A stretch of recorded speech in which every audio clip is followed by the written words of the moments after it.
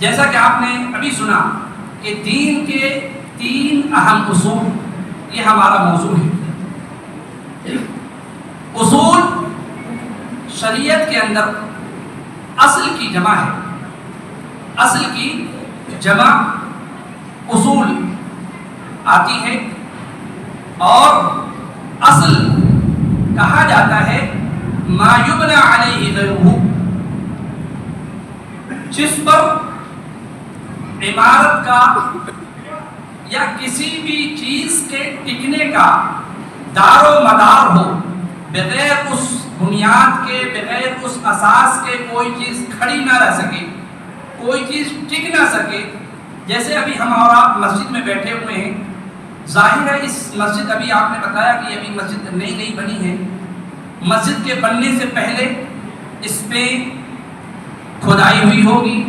اس پر اس کی بنیاد ڈالنے کے لیے نیچے جس حد تک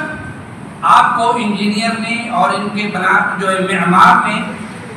بنانے والوں نے رائے دی ہوگی کہ یہ کس حد تک اس کی بنیاد ڈالی، اس کو کھودا جائے کہ مسجد مستحکم اور مضبوط ہو، اس کے مطابق ہی آپ نے پوری عمارت کھڑی کی ہوگی، یا جو مستری ہوتے ہیں بنانے والے، اس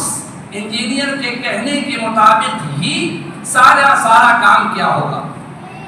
گویا کہ جو مسجد کے نیچے کھدائی کی گئی، اس مسجد کی بنیاد ڈالنے کے لیے، اس کی اساس ڈالنے کے لیے، اس عمارت کو مستحکم کرنے کے لیے، مضبوط کرنے کے لیے، اس کو اصل کہا جاتا ہے، اس کو اساس کہا جاتا ہے، کہ جس بنیاد پر، جس اساس پر یہ پوری مسجد ہے، اگر وہ بنیاد کمزور ہوگی، سال 2 سال میں عمارت ڈھہ جاتی ہے، گر جاتی ہے، سیلاب کا، ہواؤں کا، طوفان کا مقابلہ نہیں کر سکتی۔ لیکن اگر جس عمارت کی بنیاد اور اساس مضبوط ہو تو طوفان، حوادثات، سیلاب، اس طرح کے جو آفات ہوتے ہیں، الحمدللہ کسی حد تک ان آفتوں کا اگر بنیاد اچھی ہو تو عمارت کی بنیاد مضبوط ہونے کی وجہ سے وہ ہلکے پھلکے حوادثات کا وہ سامنا کر لیتی ہے عمارت، اور وہ زمین دوست نہیں ہوتی، کیونکہ اس کی مضبوط جو اساس ہے، جو بنیاد ہے، اس کی وجہ سے وہ ٹکی ہوئی ہوتی ہے۔ تو یہ اصل کہا جاتا ہے، جس کو عربی زبان میں اصل کہا جاتا ہے، اور اس کی جمع اصول ہے، جس کو کہتے ہیں ما یبنى علیہ غیرہ۔ یہ جو در و دیوار آپ دیکھ رہے ہیں، یہ اسی بنیاد پر، اسی اساس پر ٹکی ہوئی ہے۔ تو دین کی 3 اہم بنیاد، جس پر یہ دین کا محور ہے، دین ٹکا ہوا ہے، وہ 3 بنیاد کون سی بنیاد ہے، کون سی وہ اساس ہے، کون سی وہ چیزیں ہیں جن بنیادوں کا، جن اصول کا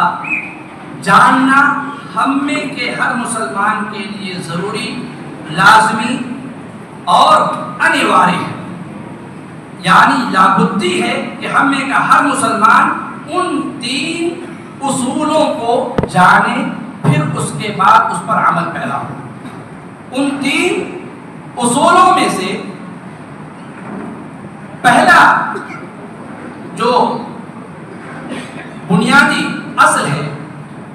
وہ ہے معرفت العبد ربہ، کہ بندہ اپنے رب کو، اپنے پیدا کرنے والے کو پہچانے، اپنے رب کی حقیقی معرفت، اپنے رب کی حقیقی پہچان اسے ہو جائے، اپنے پالنہار کو، اپنے خالق کو، اپنے مالک کو، اپنے مدبر کو، اپنے سارے کرتا دھرتا جو اس کا پیدا کرنے سے لے کر کے موت اور موت کے بعد ساری چیزوں کا کرنے والا ہے اکیلا، اس کی صحیح معرفت، صحیح پہچان بندے کو ہو جائے، یہ پہلی بنیاد ہے۔ معرفت العبد ربہ، اس کی تشریح انشاءاللہ پھر مزید میں آگے کرتا ہوں۔ دوسری جو اصل ہے کہ اللہ کی، اپنے پیدا کرنے والے کی جب اسے معرفت، اس کی پہچان ہو جائے، پھر اس دوسری بنیادی چیز، لازمی اور ضروری چیز جو ہے ایک مسلمان کا جاننا، وہ ہے کہ جس دین کا وہ پیروکار ہے، جس دین کو وہ فالو کر رہا ہے، جس دین کو اس نے بطور اتباع، بطور پیروی تمام ادیان باطلہ کو چھوڑ کر کے جس دین کو اس نے چوز کیا ہے، اختیار کیا ہے، اس کی بھی صحیح معرفت ہو جائے کہ دین اسلام کیا ہے، دین اسلام کو جب ہم نے قبول کیا یہ ہم سے کیا چاہتا ہے، اس کے تقاضے کیا ہیں، اس کی صحیح معرفت ہونی، رب کی معرفت کے بعد دوسرے نمبر پر اس کی معرفت ہونی ضروری ہے کہ انسان اس دین کو، اس اسلام کو جب اس نے قبول کیا، اس اسلام سے جب وہ راضی ہوا تو کلی طور پر اپنے تمام معاملات کے حلول اور تمام معاملات کے حل کے لیے اسی دین اسلام کی طرف وہ رجوع کرے اور اس چیز کا وہ یقین رکھے، اعتقاد رکھے کہ دنیا میں تمام ہی امور جو انجام پانے والے ہیں یا جو انجام پاتے ہیں، ان تمام امور کے تمام ہی حلول، تمام ہی مشکلات کے حل اس دین اسلام کے اندر موجود ہے۔ باقی کوئی اور دین جو دنیا میں دیگر ادیان باطلہ ہیں، ان تمام ادیان میں وہ رہنمائی، وہ ہدایات اور ہماری وہ گائیڈنس موجود نہیں ہے جو دین اسلام کے اندر ہے۔ اسی دین اسلام کے اندر حکمت، مصلحت اور ہمارے لیے بھلائی کیا ہے، کن چیزوں میں بھلائی ہے، یہ ساری کی ساری چیزیں دین اسلام کی تعلیمات میں موجود ہیں۔ اس کو وہ دوسرے نمبر پر اللہ کی معرفت کے بعد اسلام کی معرفت، دین اسلام کی معرفت، یہ دوسری اصل ہے۔ تیسری جو بنیادی چیز ہے وہ ہے معرفت نبی محمد صلی اللہ علیہ وسلم، اللہ کے بھیجے ہوئے رسول محمد صلی اللہ علیہ وسلم، جن کو اللہ نے اس کائنات کی ہدایت کے لیے، رہنمائی کے لیے، سیدھے راستے کو بتلانے کے لیے رسول بنا کر کے بھیجا، اس کی صحیح معرفت، اس کی صحیح معرفت کہ ہم اللہ کے رسول صلی اللہ علیہ وسلم کی معرفت کیا ہے، اس کا حق کیا ہے، اس کا جاننا کس طور پر ہے اور کس طور پر نہیں ہے، کس طور پر ہم انہیں فالو کریں گے، ان کی باتوں کو مانیں گے تو جا کر کے ان کی صحیح معرفت ہوگی، اور کون سی ایسی چیزیں ہیں کہ جس کو اگر ہم زبان سے کہیں اور اس کو فالو نہ کریں تو وہ ماننا نہیں ہوگا۔ اس لیے صحیح معرفت رسول اللہ صلی اللہ علیہ وسلم کی نبی ہونے کی حیثیت سے، اس محمد کی نبی اور رسول ہونے کی حیثیت سے صحیح معرفت یہ ہے کہ اس کی سیرت کا مطالعہ کیا جائے، ان کے اخلاق، ان کے اطوار، ان کے عادات، ان کے اعتقادات، ان کا اٹھنا بیٹھنا، ان کا چلنا پھرنا، پوری سیرت ایک مجمل جملہ ہے، اس کا مطالعہ کیا جائے اور یہ دیکھا جائے کہ اللہ تبارک و تعالیٰ نے ان کو جو ہمارے لیے بھیجا، کیوں کر بھیجا، کس طور پر ہم انہیں ان کی اتباع کریں گے، اطاعت و فرمانبرداری کریں گے تو جا کر کے حقیقت میں اس کی معرفت ہوگی اور ان کو ماننا ہوگا۔ تو یہ تیسری چیز ہے معرفت نبی صلی اللہ علیہ وسلم، یعنی پہلی جو بنیادی چیز ہے اصول ثلاثہ، تین بنیادی اصول میں پہلی چیز اللہ کی صحیح معرفت ہو جائے، دوسری اس کے دین کی صحیح معرفت، پہچاننا دین کو، اور تیسری اس کے نبی کی صحیح معرفت اور صحیح پہچان ہو۔ یہ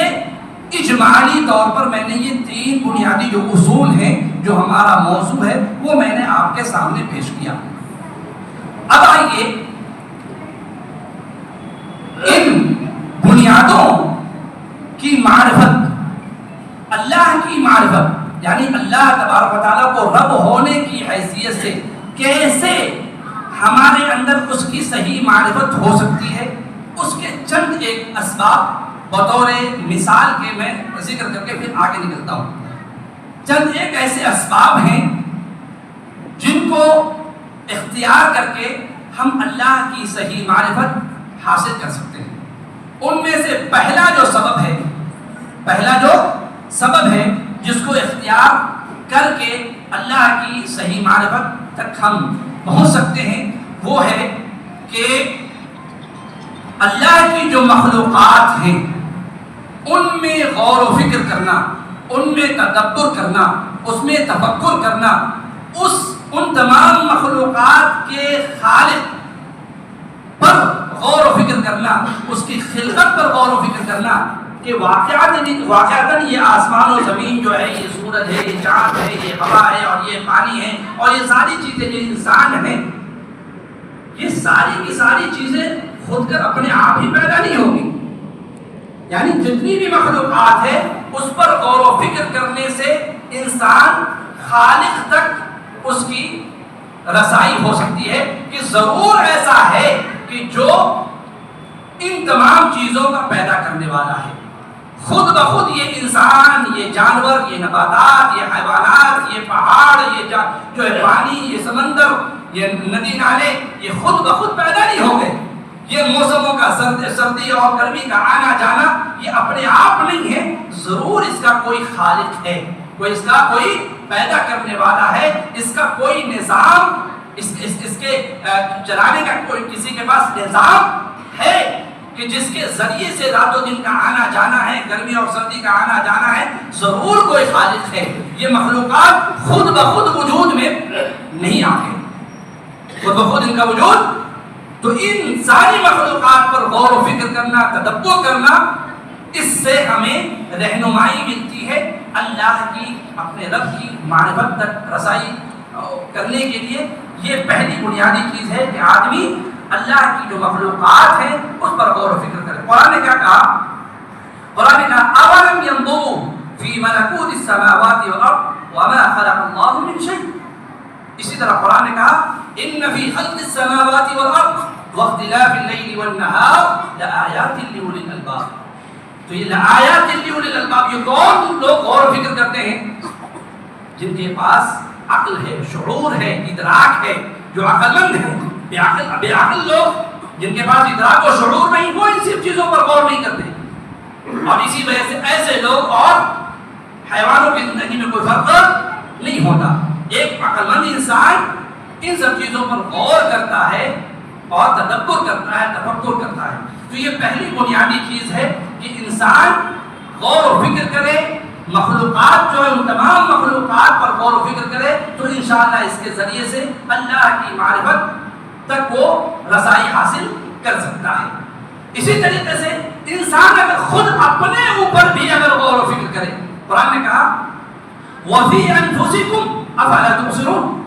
کیا تم اپنے آپ کو نہیں دیکھتے؟ اگر تم اپنے آپ ہی میں غور و فکر کرو تو اللہ کی معرفت کے لیے، اللہ کی پہچان کے لیے، اللہ کو کما حقہ جاننے کے لیے یہی کافی ہے کہ انسان اپنے آپ ہی میں غور و فکر شروع کر دے. یہ آنکھیں، یہ ناک، یہ کان، یہ پورا لقد خلقنا الانسان فی احسن تقویم جو قرآن نے کہا، اگر ان ساری چیزوں کو جو اللہ کی نعمتیں ہیں، ان ساری چیزوں کو اگر انسان ایک آنکھ کو یہاں سامنے رکھے، دوسرے آنکھ کو پیچھے رکھے، کیسا لگے گا؟ ناک کو اس جگہ سے ہٹا کر کے کہیں اور لگا دیا جائے، کیسا لگے گا؟ کان کو ان دونوں جگہوں سے ہٹا کر کے کہیں اور سیٹ کیا جائے، کیسا لگے گا؟ 5 انگلیوں کی جگہ اگر 6 انگلیاں ہوں، بسا اوقات بعض لوگوں کی بیماری کی وجہ سے اللہ تعالیٰ ہم سب کو امان نصیب فرمائے، بیماریوں کی وجہ سے 6 انگلیاں ہو جاتی ہے، کیسا لگتا؟ عجیب سا لگتا کہ نہیں لگتا؟ تو قرآن نے کہا وَفِي أَنفُسِكُمْ أَفَلَا تُبْصِرُونَ. اگر انسان اپنے آپ ہی میں غور و فکر کرے تو انشاءاللہ اللہ تبارک تعالیٰ کی صحیح معرفت حاصل کرنے کے لیے وہی کافی ہے. اسی طریقے سے اللہ کی معرفت حاصل کرنے کے لیے ایک اور سبب یہ ہے کہ اللہ تبارک و تعالیٰ کبھی کبھی ایک مومن کے دل میں اللہ تبارک و تعالیٰ یہ چیزیں غیبی طور پر اپنی معرفت ڈال دیتا ہے، اپنی پہچان. کبھی کبھی اللہ تبارک و تعالیٰ کسی مومن کے دل میں اللہ کی جانب سے وہ چیزیں ڈال دی جاتی ہیں، وہ چیزیں ڈال دی جاتی ہیں۔ کیسے؟ آپ دیکھتے ابھی ہم لوگوں نے نمازیں پڑھی، مغرب کی نماز پڑھی ہم لوگوں نے، لیکن ہر ایک کو کوئی ضروری نہیں کہ ہم میں کا ہر شخص برابر ہی ثواب اور اجر حاصل کیا ہو صلاۃ مغرب کی۔ کسی کو 9 نمبر ملے ہوں گے، کسی کو 10 ملے ہوں گے، کسی کو 5 ملے ہوں گے، کسی کو 6 ملے ہوں گے۔ جس نے اس حدیث کی روشنی میں صلاۃ مغرب ادا کی ہوگی انشاءاللہ وہ پورے نمبرات حاصل کیے ہوں گے۔ کس حدیث کی روشنی میں؟ کہا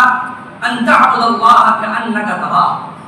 فإن لم تکن تراہ فإنہ یراک، کہ اللہ کی عبادت تم اس طریقے سے کرو، اس احساس کے ساتھ کرو کہ گویا کہ وہ تمہیں دیکھ رہا ہے۔ اور اگر بالفرض ایسا تصور تم نہیں کر سکتے ایمان کی کمزوری کی وجہ سے یا کسی اور وجہ سے، اگر ایسا تصور تمہارے ذہن و دماغ میں نہیں آتا تو کم سے کم اتنا تو خیال رکھو کہ تمہارا مالک، تمہارا رازق تمہاری عبادت پر، تمہارے حرکات و سکنات پر باخبر ہے، وہ یراک، وہ تمہیں دیکھ رہا ہے۔ تو ایک مومن کا جو دل ہوتا ہے اللہ تبارک و تعالیٰ اپنی معرفت اس دل میں ڈال دیتا ہے، اپنی معرفت، اپنی پہچان اللہ تعالیٰ ایسے مومن کے دلوں میں کیا ڈال دیتا ہے؟ اپنی پہچان کو ڈال دیتا ہے، غیبی طور پر اسے اللہ کی صحیح معرفت حاصل ہو جاتی ہے۔ اسی طریقے سے دوسری جو بنیاد دین کے تعلق سے میں نے کہا، اسلام، اس کو بطور تمہید میں نے شروع میں بھی ذکر کیا تھا کہ جب ہم نے اور آپ نے دین اسلام کو قبول کیا تو اس کی معرفت کا صحیح معنی یہ ہے کہ اس کی تعلیمات پر، جو کتاب و سنت کی تعلیمات ہے اس پر وہ غور و فکر کرے اور پھر اس کی تعلیمات کو ہر زمانے کے لیے، ہر جگہ کے لیے، مرد و خواتین سب کے لیے، بچوں کے لیے، بوڑھوں کے لیے، نوجوانوں کے لیے، ہر ایک کے لیے اور ہر جگہ کے لیے کافی و شافی سمجھے۔ اس کی تعلیمات میں کسی قسم کا نقص، کسی قسم کا عیب تلاش کرنا یا یہ کہ دلی طور پر یہ تصور کرنا یا یہ کہنا یا یہ اعتقاد رکھنا کہ یہ تعلیمات جو ہے 1400 سال پہلے کی ہے، آج دنیا بدل گئی ہے۔ آج کیا ہے؟ دنیا بدل گئی، لہذا وہ سارے نظام یا وہ ساری تعلیمات جو قرآن و سنت کے اندر ہے وہ اس وقت کے لیے تو ٹھیک تھی لیکن ابھی اس وقت کے لیے ٹھیک نہیں ہے، یا کلی طور پر اس کو ہم بروئے کار اس طور پر اس زمانے میں نہیں لا سکتے یا اس ملک میں نہیں لا سکتے یا فلاں جگہ پر نہیں لا سکتے۔ درست نہیں، یہ منافی ہے، یہ دین اسلام کی صحیح معرفت کے منافی ہے۔ دین اسلام کی صحیح معرفت کیا ہے؟ کہ اس کی تعلیمات پر غور و فکر کیا جائے اور ان کی تمام ہی تعلیمات کو ہر ایک کے لیے، ہر جگہ کے لیے، ہر زمانے کے لیے کافی و شافی سمجھا جائے، اس میں کسی قسم کا نقص، کسی قسم کا عیب نہ تلاشا جائے۔ یہ ہے دین کی صحیح معرفت۔ آج ایسا ہے کہ دین اسلام کی تعلیمات تو کچھ اور ہے، لیکن بحیثیت مسلمان ہم میں کے بہت سارے ایسے مسلمان ہیں جو عملی طور پر ان تعلیمات سے کوتاہ ہیں، اس میں کوتاہی ہے، کہیں افراط ہے تو کہیں تفریط ہے۔ تو یہ دین اسلام کا قصور نہیں ہے، یہ افراط و تفریط کا شکار ہونا یا ہم مسلمانوں کا صحیح دین اسلام پر عمل پیرا نہ ہونا، یہ اسلامی تعلیمات کی غلطی نہیں ہے یا اسلامی تعلیمات کے اندر نقص اور کمی نہیں ہے، بلکہ وہ نقص بذات خود بحیثیت انسان کے ہمارے اندر ہے۔ اسلامی تعلیمات کے اندر وہ نقص اور وہ کمی نہیں ہے۔ اسلام مکمل ہے، رہنمائی کے اعتبار سے اس میں کوئی کسی قسم کی کوئی جو ہے نقص اور کوئی کجی نہیں ہے۔ جی اسی طریقے سے تیسری جو بنیاد معرفت الانسان نبی محمد صلی اللہ علیہ وسلم، کہ انسان کے لیے اپنے نبی کی معرفت، صحیح طور پر ان کو پہچاننا، یہ تیسری بنیادی چیز ہے جس کو بطور تمہید میں نے ذکر کیا تھا شروع میں۔ اور یہ چیزیں کیسے حاصل ہوگی؟ یہ حاصل ہوگی اللہ کے رسول صلی اللہ علیہ وسلم کی سیرت کا مطالعہ کرنے سے، ان کی سیرت کو اپنے مطالعہ کے اندر شامل کرنے سے، ان کے اٹھنے بیٹھنے کو جاننے سے، ان کے اخلاق، ان کے اطوار، ان کے کردار، ان کے معاملات چھوٹوں کے ساتھ بڑوں کے ساتھ، یہ ساری چیزیں ان کی سیرت سے متعلق ہے۔ اس کا جب ہم مطالعہ کریں گے ان کی سیرت کا، تو اس کے ذریعے سے ہم رسول اللہ صلی اللہ علیہ وسلم کی صحیح معرفت حاصل کر سکتے ہیں۔ اسی طریقے سے رسول اللہ صلی اللہ علیہ وسلم کی صحیح معرفت یہ ہے کہ ان کی سیرت ہی میں یہ چیزیں آئی ہیں کہ جو بھی چیزیں انہوں نے بیان کی ہیں بحیثیت تبلیغ کے، بحیثیت رسالت کے، ان تمام ہی باتوں کو کما حقہ، جیسے انہوں نے بتلائی ہیں اور جیسے ان کے اصحاب نے اپنے بعد والوں تک، تاکہ ہم تک وہ چیزیں پہنچی ہیں، ان تمام ہی باتوں کو من وعن ویسے ہی تسلیم کر لیا جائے۔ اور تسلیم کرنا یہ ایمان کی علامت ہے، اور یہی صحیح معرفت، نبی کی صحیح معرفت کی دلیل ہے۔ اوپر لینے کی ضرورت نہیں ہے، اب آئیے چہرہ اچھا آنا ہوتا ہے۔ یہ تو اجمال کے طور پر اور تھوڑی سی تشریح میں نے کی ہے اصول ثلاثہ۔ اب اس کی اہمیت جو کر رہے ہیں نا انہوں کیا ہے آنا ہوتا ہے دین کے اعتبار سے، اس اصول ثلاثہ جو کہا معرفت العبد ربہ دینہ نبیہ، ان تینوں بنیاد اور اصل کی شریعت کے اندر اس کی اہمیت کیا ہے، اس پر انشاءاللہ تھوڑی سی گفتگو کر لیتے ہیں۔ بطور اہمیت اور فضیلت کے میں نے خطبے کے بعد ایک آیت کریمہ آپ کے سامنے پیش کیا تھا، اور اس کے بعد ایک حدیث میں نے پیش کی تھی۔ آیت کریمہ اللہ تبارک و تعالیٰ نے فرمایا یثبت اللہ الذین آمنوا بالقول الثابت فی الحیاۃ الدنیا وفی الآخرہ۔ معروف و مشہور حدیث جس کو امام مسلم نے اپنی صحیح کے اندر، امام بخاری نے اپنی جامع صحیح کے اندر، اور دیگر تمام ہی کتب السنن میں یہ حدیث موجود ہے۔ جب بخاری اور مسلم کے اندر کوئی حدیث موجود ہو تو پھر مزید دوسری کتابوں کا حوالہ ذکر کیا جائے نہ کیا جائے کوئی حرج کی بات نہیں، یہ کافی ہے بخاری اور مسلم کا کہہ دینا۔ قدر لفظ کے تقدیم و تاخیر کے ساتھ یہ روایت تقریباً ساری ہی کتابوں میں موجود ہے۔ برا بن عازب رضی اللہ عنہ اس حدیث کے راوی، وہ کہتے ہیں کہ اللہ کے رسول صلی اللہ علیہ وسلم کے ساتھ ہم ایک جنازے میں شریک ہوئے، یہاں تک کہ قبرستان تک جا پہنچے۔ جب وہاں پہنچے تو قبر ابھی تیار نہیں ہوئی تھی، قبر تیار، ہم لوگ سارے وہاں بیٹھ گئے۔ اللہ کے رسول صلی اللہ علیہ وسلم نے ایک لکڑی سے زمین کو رکھتے ہوئے کچھ چند ایک باتیں کہی نصیحت کے طور پر اصحاب رسول صلی اللہ علیہ وسلم کو، اور فرمایا اسی موقع پر ان تین اصولوں کا ذکر کیا اللہ کے رسول صلی اللہ علیہ وسلم نے، من ربک، ما دینک اور من نبیک، اور دوسری روایت میں، ایک اور روایت میں ماذا تقول فی هذا الرجل الذي بعث فیکم، یہ روایت، یہ الفاظ موجود ہیں کہ یہی جو تین اصول جس کی تشریح ابھی تک چل رہی ہے، اس کے بارے میں اللہ کے رسول صلی اللہ علیہ وسلم نے اس موقع پر ذکر کیا کہ جب ایک مسلمان کو قبر کے اندر دفن کر دیا جاتا ہے، اور دفن کرنے کے بعد تجہیز و تکفین کے بعد اس کے رشتہ دار جو بھی ان کے ساتھ وہاں تک جاتے ہیں، اور ان کی تکفین کے بعد، تجہیز کے بعد، تدفین کے بعد واپس آ جاتے ہیں، ان کے جوتے کی آواز وہ لیٹا ہوا شخص جو قبر میں جس کو بھی آپ نے لٹایا ہے وہ سن رہا ہوتا ہے، وہ سن رہا ہوتا ہے۔ اتنی ہی میں فرشتے، دو فرشتے آتے ہیں، ان کو اٹھاتے ہیں اور ان سے سوال کرتے ہیں، یہی وہ تین سوال جس کا تعلق یہ اصول ثلاثہ ہے، اصول ثلاثہ ہے، من ربک، ما دینک، من نبیک۔ تو یہ حدیث میں نے کیوں پیش کی ہے؟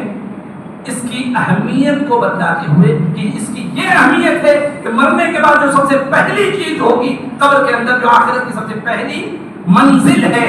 سب سے پہلے، تو سب سے پہلے جو شروعات ہوگی کس سے ہوگی؟ اسی اصول ثلاثہ سے ہوگی. یعنی جس نے اس کی صحیح معرفت دنیا میں کر لی وہ وہاں پر انشاءاللہ سرخرو ہو جائے گا. اس کے لیے وہ سوالات پھر ایک عام جیسے سوالات ہو جائیں گے. لیکن جس نے دنیا میں اس اصل کو، ان اصولوں کو نہیں سمجھا وہ ہا لا ادری کہے گا. والعیاذ باللہ، اللہ ہمیں اور آپ کو اس سے محفوظ رکھے.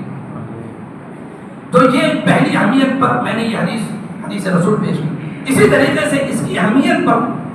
جو میں نے خطبے کے بعد ایک حدیث پیش کی، اللہ کے رسول صلی اللہ علیہ وسلم نے فرمایا ذاق طعم الایمان من رضی باللہ ربا وبالاسلام دینا وبمحمد صلی اللہ علیہ وسلم نبیا، کہ جس نے، جو بندہ اللہ سے راضی ہو گیا، جو بندہ اللہ سے راضی ہو گیا، یعنی اپنے اس کو رب ہونے کی حیثیت سے، معبود ہونے کی حیثیت سے، پالنہار ہونے کی حیثیت سے اس کو اپنا رب تسلیم کر لیا. من رضی باللہ ربا وبالاسلام دینا، اور دین اسلام کو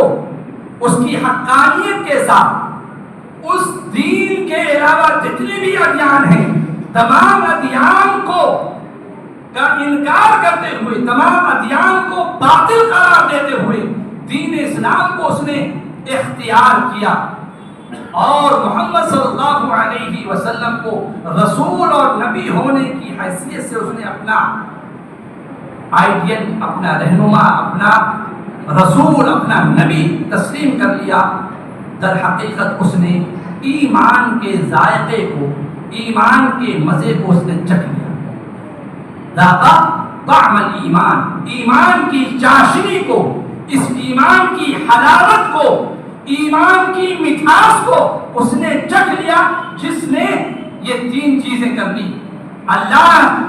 سے راضی ہوا، نبی سے راضی ہوا، اور دین اسلام سے جو راضی ہو گیا، وہ در حقیقت اسلام کی حلاوت کو، اسلام کی مٹھاس کو اس نے چکھ لیا. اللہ کی معرفت، اس کے دین کی معرفت اور اس کے رسول کی معرفت کے بعد یہ جو حدیث میں نے آپ کے سامنے پیش کی، ذاق طعم الایمان من رضی باللہ ربا وبالاسلام دینا وبمحمد صلی اللہ علیہ وسلم رسولا، تو یہ رضا باللہ، اللہ سے راضی ہونے کا کیا مطلب ہے، اس کا کیا مفہوم ہے، اور دین اسلام سے راضی ہونے کا کیا مفہوم ہے، یہ کس بات کا متقاضی ہے کہ جب ہم کہتے ہیں کہ ہم اللہ سے راضی ہو گئے، کیا مطلب؟ اللہ سے راضی ہونے کا مطلب یہ ہے کہ پھر جب اللہ سے ہم راضی ہو گئے، پھر اس کی الوہیت میں، اس کی ربوبیت میں، اس کے اسماء و صفات میں شرک پھر ہونا نہیں چاہیے، پھر ہماری عملی زندگی میں شرک نہیں آنی چاہیے. اس لیے کہ یہی چیز تو حقیقت میں معرفت ہے، معرفت العبد ربہ، یہی چیز اس کا متقاضی ہے کہ جب اللہ کو آپ نے پہچان لیا اور یہ جان لیا کہ ساری کائنات کا خالق اور مالک وہی ہے، پھر یہ جان لیجئے کہ جو وہی ان ساری مخلوقات کا خالق ہے، پھر اکیلا وہی مستحق ہے کہ اسی کی عبادت کی جائے، اس کی عبادت میں کسی کو ساجی شریک نہ ٹھہرایا جائے. اسی طریقے سے اس سے راضی ہونے کا مطلب یہ ہے کہ جب بھی ایک بندے پر کوئی تکلیف، کوئی رنج، کوئی غم پہنچے، اس کو وہ اللہ کی جانب سے سمجھے، اور یہ سمجھے، یہ یقین رکھے کہ یہ جو مصیبت مجھ پر آن پڑی ہے یہ اللہ کی جانب سے ہے. لو اگر مگر نہ کرے کہ اگر میں ایسا کرتا تو ایسا ہو جاتا، یہ چیزیں نہیں ہوتی، ایسا اگر نہیں کیا ہوتا تو یہ چیزیں نہیں آتی، تجارت میں ہمارا نقصان نہیں ہوتا، اگر اس کے ساتھ نہیں ہوتے تو ایسا ہوتا، ایسا ویسا اگر مگر سے وہ پرہیز کرے، جو بھی چیزیں آن پڑے اس کو وہ اللہ کی جانب سے سمجھتے ہوئے راضی پریشان ہے کہ یہ چیزیں ہمارے مقدر میں لکھی تھی، ہو گئی، مقدر سے بڑھ کر کے کوئی چیز نہیں ہو سکتی، اگر مگر سے وہ خود دور رہے. اسی طریقے سے جو چیزیں ان کو عطا ہو، اس پر وہ شکر بجا لائے، اللہ کا شکر بجا لائے. یہ حقیقت میں اللہ سے راضی ہونے کا صحیح مطلوب اور صحیح مفہوم ہے. اسی طریقے سے کہ اس چیز کا بھی یقین رکھیں کہ اگر ہم گناہ کرتے ہیں تو ان اللہ شدید العقاب، جہاں ہمیں اللہ کی رحمتوں سے نا امید نہیں ہونا ہے وہاں ہمیں اس بات کا بھی یقین رکھنا ہے کہ اس کا عذاب بھی بڑا سخت، بہت سخت عذاب دینے والا ہے. لیکن ساتھ ساتھ لا تقنطوا من رحمت اللہ کی رحمت سے ہمیں نا امید بھی نہیں ہونا ہے. یعنی اس سے راضی ہونے کا یہ سارے مطلوبات اور یہ سارے مفہوم ہیں. اسی طریقے سے اسی کی صرف عبادت کرے، اس کی عبادت میں کسی کو وہ ساجی اور شریک نہ کرے. اسی طریقے سے رضا بالاسلام، دین اسلام سے راضی ہونے کا مفہوم یہ ہے کہ دین اسلام کی تعلیمات کو وہ دنیا میں جتنے بھی ادیان ہیں تمام ادیان کی تعلیمات کو ناقص سمجھے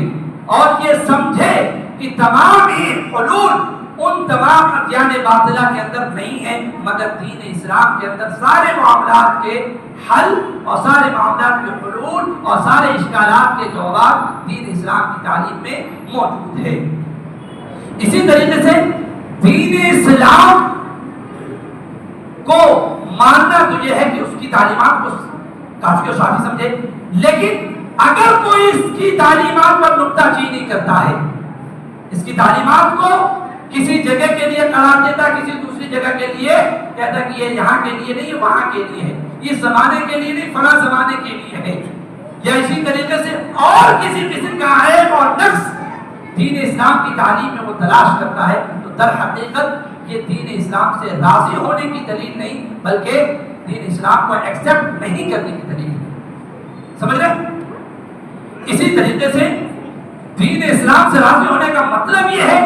کہ قرآن و سنت کے جو نصوص ہیں، احادیث اور قرآن کی جو آیات ہیں، اس کو بلا کسی تعویل کے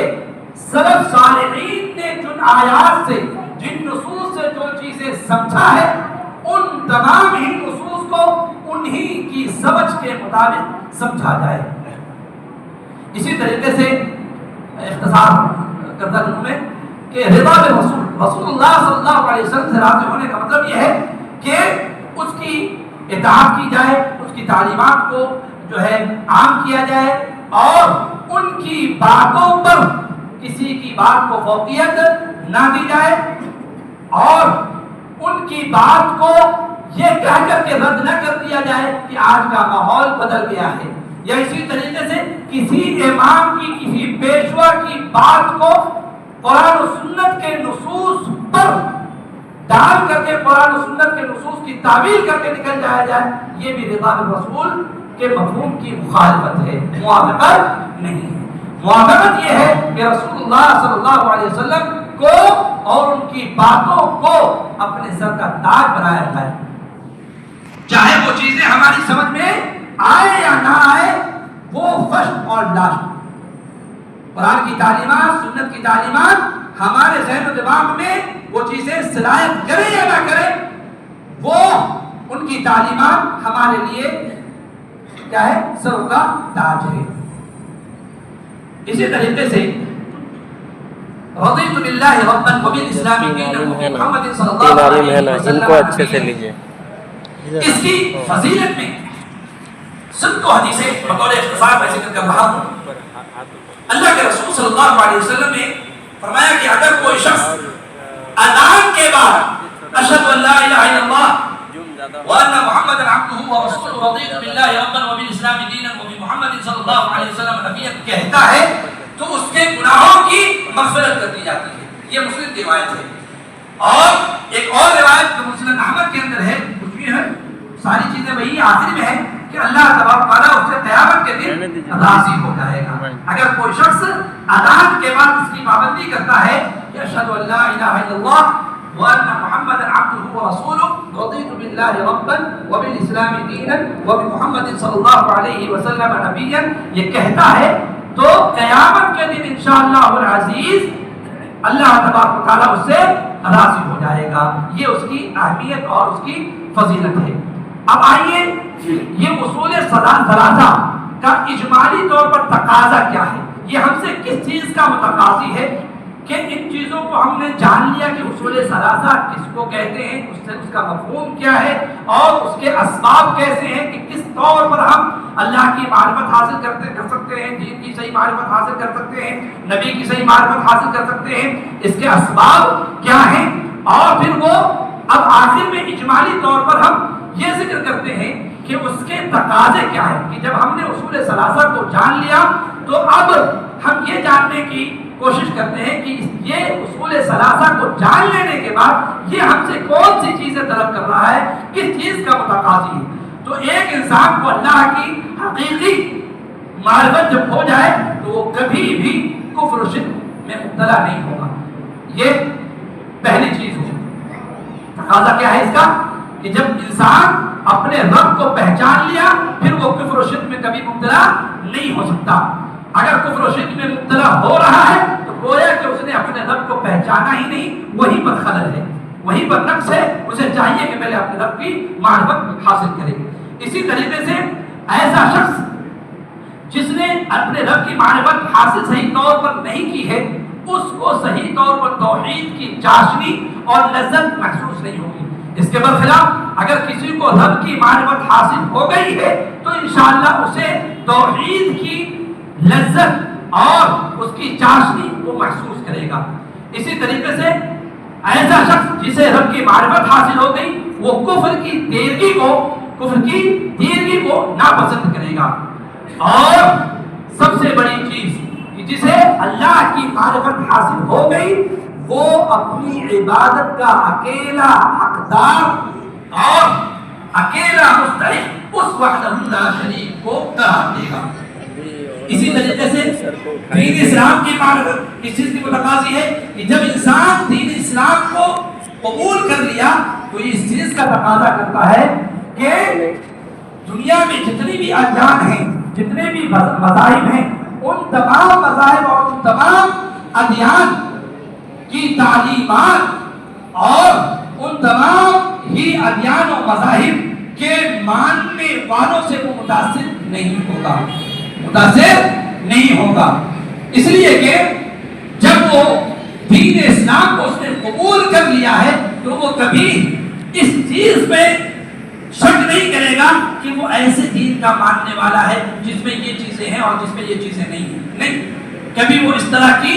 سوچ اور اس طرح کی فکر کا شکار نہیں ہوگا، بلکہ وہ سرخرو ہو کر کے رہے گا اور تمام ہی ادیان کے درمیان بھی اگر وہ رہے گا تو غالب ہو کر کے رہے گا، مغلوب ہو کر کے نہیں رہے گا، اس لیے کہ وہ جس دین کا ماننے والا ہے اس دین میں تمام ہی رہنمائی اور ہدایات موجود ہیں۔ اس وقت لا شریک کی عبادت کی جائے۔ اور آخری یہ پیغام آپ لوگوں کے لیے کہ اپنی تمام عبادات کو اس کے لیے خالص کیجیے اور دین اسلام کو اپنی آنکھوں کا تارا بنائیے، رسول اللہ صلی اللہ علیہ وسلم کو اپنے لیے اسوہ اور اقتداء بنائیے، علماء اور اہل علم سے اور راسخین فی العلم جو قرآن و سنت کے نصوص کو سلف صالحین کی سمجھ کے مطابق، ان کی فہم کے مطابق سمجھتے اور آپ کو بتلاتے ہیں، ایسے راسخین فی العلم سے اپنے رشتے کو استوار کیجیے اور ثابت قدمی کی دعا کرتے رہیے، اس لیے کہ ثبات قدمی بہت ہی اہم چیز ہے۔ انما الاعمال بالخواتیم۔ اقول قولي هذا واستغفر الله لي ولكم ولسائر المسلمين فاستغفروه من كل ذنب انه هو الغفور الرحيم. اقول قولي هذا واستغفر الله لي ولكم ولسائر المسلمين فاستغفروه من كل ذنب انه هو الغفور الرحيم. اللهم ارنا الحق حقا وارزقنا اتباعه وارنا الباطل باطلا وارزقنا اجتنابه. والسلام عليكم ورحمه الله وبركاته.